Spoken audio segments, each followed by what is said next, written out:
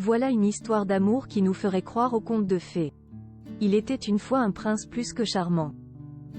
Grand, bien fait de sa personne, sourire charmeur, manière délicieuse.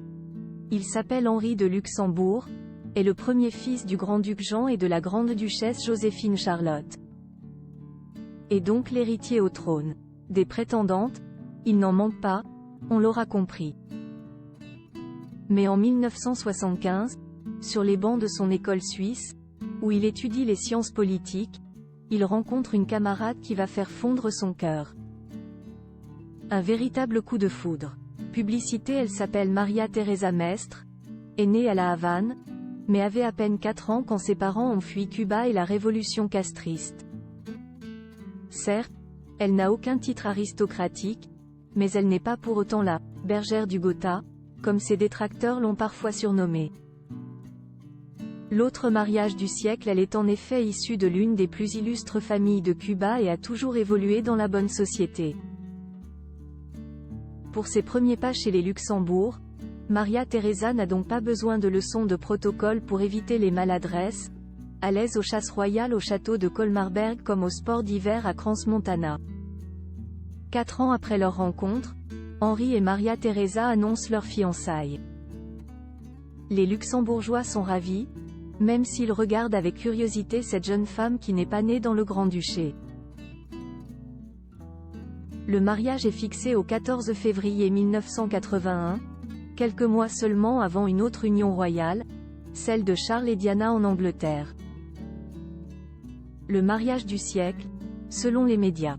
Maria Teresa et Henri, eux, seront surnommés les « mariés de la Saint-Valentin ». Un baiser envoyé à la foule à son arrivée dans la cathédrale Notre-Dame de Luxembourg, la nouvelle princesse héritière attire tous les regards, superbe dans une robe de soie blanche dessinée par Pierre Balmain, agrémentée du voile en dentelle qui appartenait à sa belle-mère, Joséphine Charlotte.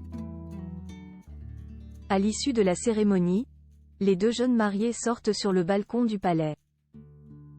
Comme le veut la tradition. Mais contrairement à Charles et Diana, ils sont bien trop pudiques pour s'embrasser sur la bouche.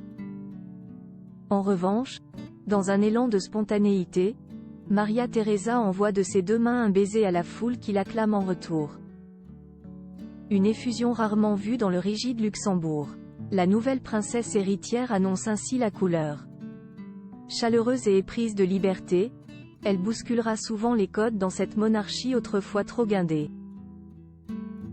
L'amour, toujours le 7 octobre 2000, après l'abdication du grand-duc Jean, Henri monte sur le trône, accompagné de Maria Teresa, qui devient alors grande-duchesse. Cette dernière devient un véritable atout pour l'institution monarchique. Très engagée, elle défend de nombreux sujets, aussi bien sur la scène nationale qu'internationale.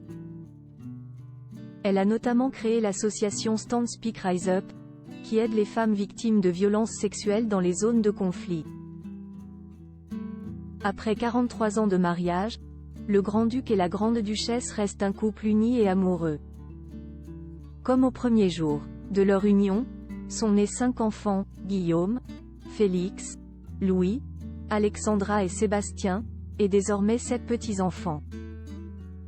De quoi nous faire définitivement croire aux histoires qui se terminent bien.